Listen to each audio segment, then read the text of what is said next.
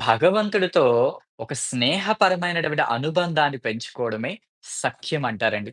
అయితే మీరనొచ్చు, అదేంటండి దేవుడిని ఫ్రెండ్‌లా ఎలా చూడగలుగుతాము అని. ఇక్కడ సఖ్యం అంటే అర్థం ఏమంటే, మీరు ఒక స్నేహితుడి దగ్గర ఎంత ఫ్రీగా ఉంటారు. మీ ప్రతి సమస్యని ఎంత చక్కగా మీ స్నేహితులతో పంచుకుంటారు.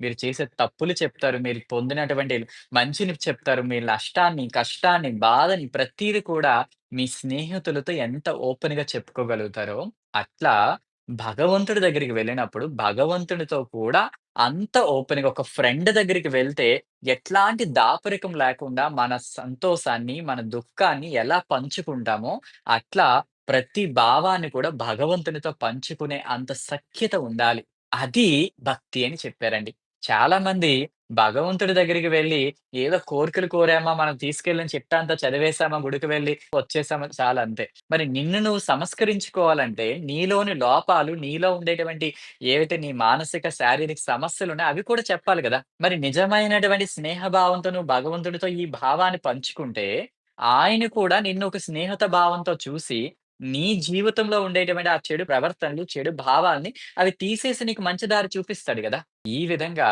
భగవంతుని దగ్గర అంత అరమరిక లేకుండా చక్కగా మన యొక్క మనోభావాన్ని అంత ఓపెన్‌గా భగవంతునితో మన భావాలను పంచుకునేటువంటి అనుబంధం మనకి భగవంతునికి ఏర్పరచుకుంటే అదే సఖ్యం.